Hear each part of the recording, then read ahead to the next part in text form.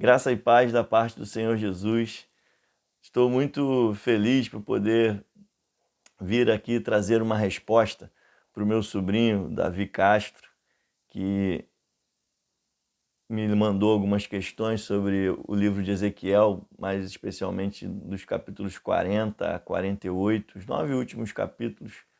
E eu fiquei feliz, Davi, ao receber as tuas perguntas, as questões que você levantou, porque quem levanta esse tipo de questão é porque está lendo a Bíblia, é porque está aprendendo a amar a Bíblia. Esses 9 últimos capítulos de Ezequiel trazem um texto até mesmo uma leitura difícil, e quem pergunta e faz os questionamentos que você fez é porque está lendo a palavra, é porque está meditando nela e está amando a palavra de Deus. Eu fico muito feliz em saber que você está nesse caminho. Que Deus te abençoe, tá bom, meu filho? Antes de ir às respostas, eu quero dizer que o texto é um texto difícil. Não sei se eu vou conseguir te responder. Espero que eu pelo menos te ajude um pouco, mas não sou eu que falo isso. Os próprios comentaristas da Bíblia, os grandes intérpretes da Bíblia falam isso. Um comentário bíblico do Matthew Henry diz que esse é um texto dos mais difíceis de interpretar da Bíblia. A exegese dele não é fácil. Então, assim, vou tentar aqui trazer uma resposta, né, para as tuas questões, ou pelo menos te ajudar com elas. Antes da gente falar mais especificamente do texto, acho que é importante ressaltar alguns pontos, né? O primeiro é o fato de que o Velho Testamento, a gente está considerando, né, um texto do Velho Testamento, ele sempre requer que, quando a gente faz a leitura do Velho Testamento e busca uma interpretação para o texto bíblico que ali encontramos, requer sempre que a gente tenha uma visão de que esse texto ele vai apontar para o Novo Testamento. Ou seja, tudo que está no Velho Testamento, de alguma maneira, aponta para o Novo. E quando a gente interpreta e lê o Velho Testamento, a gente precisa trazer isso bem claro na nossa mente. Eu encontro suporte bíblico para essa ideia, por exemplo, em Colossenses 2,7, que diz que as coisas da antiga aliança são sombras das coisas futuras. Hebreus 10:1 também é um outro texto que me dá suporte a essa ideia, que fala que a lei é a sombra dos bens futuros. Ou seja, o Velho Testamento, o texto do Velho Testamento deve sempre ser utilizado dentro desta visão, dentro desse entendimento. Ou seja, desde Moisés, que foi um grande profeta do Velho Testamento, até o último livro, que é o livro de Malaquias, que também é um livro dos profetas menores, né, entre os profetas menores, a gente vai encontrar os textos desses profetas, as profecias apontando sempre para Cristo. E não apenas, né, nos profetas, mas outros textos bíblicos também do Velho Testamento vão apontar para Cristo. Por exemplo, Deuteronômio 18:15, a gente vai ver Moisés falando de um profeta que surgiria e que o povo deveria ouvi-lo. É Jesus. Em Malaquias 4:2, a gente vai ver o texto falando que nascerá o sol da justiça. O sol da justiça é Jesus.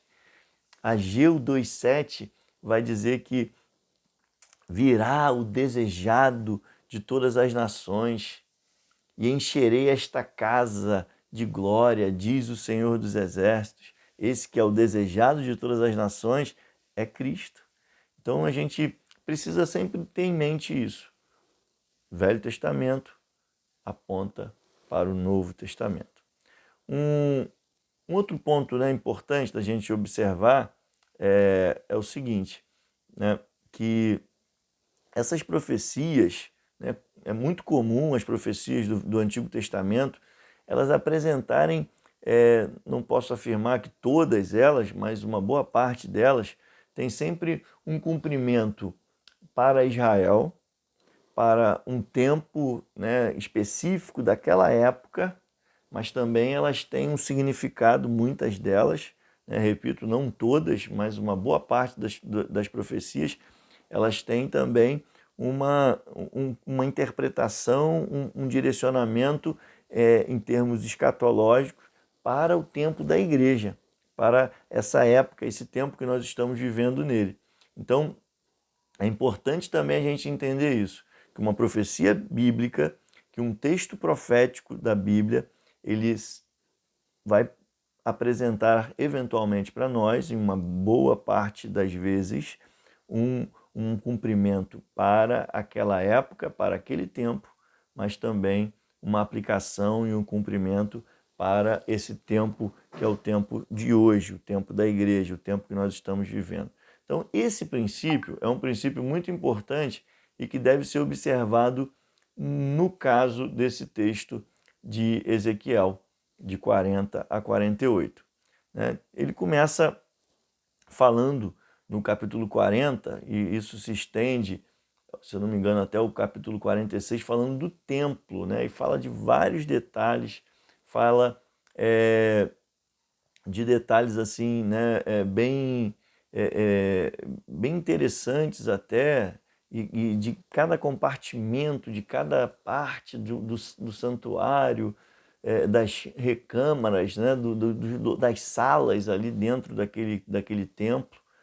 E a gente vai encontrar no texto, né, um anjo, uma figura celestial que conduz Ezequiel naquela visão, ou seja, a gente está tratando ali de uma visão, isso a gente vai ver logo no início do capítulo 40, no verso 2, de que Ezequiel está tendo uma visão, ou seja, aquilo ali não é algo que ele está vendo fisicamente, né? É algo que ele está vendo com os seus olhos espirituais, através de uma visão espiritual, onde aquele anjo, aquele varão, aquela figura celestial conduz Ezequiel com equipamentos de medir, né? O texto fala de um cordel, fala de uma cana de 6 côvados, ou seja, era uma cana que era usada para medir, que tinha em torno de 3 metros de comprimento. É interessante que o texto também fala de uma divisão dessa cana, né? Como se ela fosse graduada em côvados e depois em dedos, né? Tivesse uma graduação menor por dentro dessa graduação maior que era em côvados. E é interessante, né, a gente observar uma coisa, que Ezequiel está vendo um templo, um negócio assim extraordinário, com tamanhos e dimensões assim enormes, e ao mesmo tempo, né, Israel não tinha um templo, né? Estava num momento ali em que eles estavam no cativeiro babilônico, estavam no exílio, né, babilônico, lá na Babilônia, e o templo estava destruído, né? Então, aquele templo, né, que dá visão, não era o templo de Salomão, não era nenhum dos outros 2 templos que viriam depois, né? Eu vou comentar aqui, porque aquele templo ele é diferente, ele tem, né, dimensões assim gigantescas, muito grande, algo assim extraordinário, né? Na verdade, o templo de Salomão, naquele momento, ele estava em ruínas, né? Ele havia sido destruído pelo Império Babilônico, por Nabucodonosor, né? Há que se observar também uma coisa, né, interessante. Esse templo de Salomão ele vai ser reconstruído depois do exílio babilônico por Zorobabel, Esdras, e depois vai ser destruído também, né, na época do Império Grego, em torno aí de 2 séculos antes de Jesus nascer. Antíoco Epifânio, né, ele profana esse templo, saqueia tudo, né, ao invadir Jerusalém. E é interessante que depois um terceiro templo, né, Antíoco Epifânio faz essa profanação já do templo de Salomão reconstruído após o povo de Israel voltar do exílio, voltar do cativeiro babilônico. e depois, né, dessa profanação feita durante o Império Grego aí, o Império Romano, através de Herodes, vai construir novamente um outro templo, que é o templo que Jesus viu, que Jesus frequentou durante o seu tempo de vida aqui na Terra, vamos dizer assim, e que foi também destruído depois, no ano 70, algo que foi profetizado por Jesus, que aconteceria pelo general Tito, né, um general romano chamado Tito. Ou seja, esse templo, né, ele foi construído, destruído, reconstruído, enfim. A gente pode falar aí praticamente de 3 momentos diferentes desse templo, né? O primeiro lá de Salomão, depois o de Salomão reconstruído, e esse terceiro que teria sido construído por Herodes, e que Israel fica sem templo de novo. Então, é uma coisa interessante, já começando agora a falar, né, um pouco das questões, né, que você fez, é que aquele templo da visão, aquela grandiosidade, eu diria para você que, como você mesmo perguntou, poxa, mas quanto detalhe, né? Será que aquilo era só uma coisa alegórica? Mas por que tanto detalhe em medidas? Como é que a gente pode entender isso, né? Eu vou apresentar aqui uma argumentação que eu tenho, que eu acho bastante interessante. Eu creio, assim, que é algo que pode ajudar nessa compreensão. Deus tinha um propósito ali com aquela visão, que era motivar o seu povo a manter firme a esperança de que eles voltariam a ter um templo. E ele ali fala, né, de toda a dinâmica do templo, não apenas de medidas, de detalhes, de um lugar, mas o texto ali, a visão vai falar até de sacerdócio, né, do exercício, do serviço ali do templo. Vai falar de sacrifícios. Ao mesmo tempo também que vai falar no capítulo 43, né, no verso 9, que Deus habitaria para sempre naquele templo.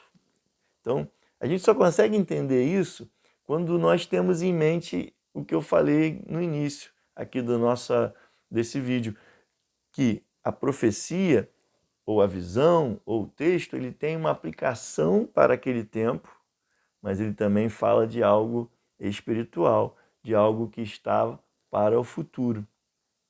Deus não vai habitar eternamente naquele templo físico feito por mãos de homens. Mas aquele templo da visão, ele serviria para motivar a fé no coração de Israel, primeiro, de que eles voltariam a ter um templo, de que haveria novamente um templo. Isso de fato aconteceu, porque o templo de Salomão foi reconstruído após Ciro, né, o rei persa, né, assumir ali, né, o lugar do Império Babilônico e destronar, né, Babilônia, e permitir assim que Israel voltasse para a sua terra natal, para Jerusalém, e ali o templo de Salomão foi reconstruído. Naquele momento da visão, havia um propósito de Deus, eu creio assim, de mostrar para Ezequiel, de mostrar para o povo de Deus que eles deveriam manter viva essa esperança de que eles voltariam a ter um templo. Isso é importante da gente observar. No entanto, a grandiosidade daquela visão, as medidas enormes daquele tempo, que não se comparavam nem um pouco com o tamanho do templo de Salomão, embora fosse o templo, né, para Israel, mostrando o seguinte, que aquele templo era algo passageiro. Havia algo muito maior, de dimensões muito maiores, que alcançaria proporções muito maiores. E isso aí já vai de um templo onde Deus habitaria nele eternamente, ou seja, isso aí já vai apontar para a igreja, para essa dispensação que nós vivemos, em que a gente sabe que Deus não habita em um templo feito por mãos, mas Ele habita em nós. Olha a dimensão disso, não tem tamanho. Deus pode estar habitando aqui comigo, onde eu estou, e está habitando com você aí onde você está. Ou seja, essas dimensões gigantescas que a gente vê o varão fazer ali as medidas e a gente observa, né, os tamanhos, as dimensões, tudo muito grande.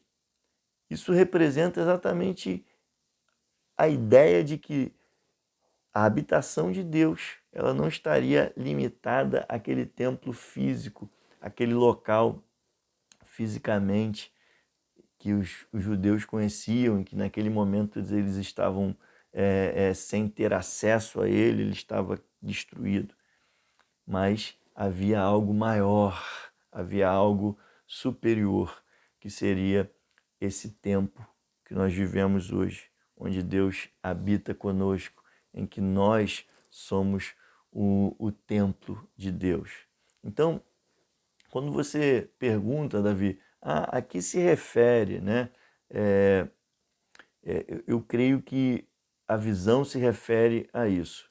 Para aquele contexto, para aquele momento, a visão tinha o propósito de mostrar para o povo de Deus, para o povo de Israel, olha, vocês voltarão a ter um templo, mas olha, por mais que vocês tenham esse templo e por mais que esse templo seja o templo que foi projetado por Davi, construído pelo seu filho Salomão, esse templo não se compara com algo muito maior que Deus tem preparado, com algo muito maior que Deus quer fazer, que é um templo onde a habitação dele ali naquele templo é eterna. Ou seja, eles precisavam entender que haveria um retorno para Jerusalém, haveria a reconstrução do seu templo físico, mas que aquilo era algo transitório. Deus tinha algo muito maior, de dimensões muito maiores. Enfim, existe toda uma simbologia ali também no texto, né? Até mesmo para aquelas medidas. Há quem, né, se vamos dizer assim, se arvore até a interpretar aquelas medidas, alguns números que ali são apresentados, né, e dá um simbolismo, dá um sentido simbólico a tudo aquilo, mas eu não, sabe, eu acho que eu não chegaria a isso, né, não, não diria que eu poderia, né, fazer aqui uma coisa nesse sentido. Eu até prefiro não fazer, mas daria a você esse subsídio aí para tentar te responder, né? A que se refere? É uma visão, não é algo físico. E essa visão tem como propósito não apenas falar de um templo celestial, mas falar de algo que o povo precisava ouvir e crer e se reabastecer de fé, crendo que o templo que estava destruído, que a cidade de Jerusalém seria restaurada. Isso é algo que seria uma resposta, né, de Deus para o seu povo naquele tempo. Seria uma mensagem de Deus para o seu povo naquele momento em que eles estavam ali no exílio babilônico. É um templo celestial, né? Uma outra questão que você colocou também.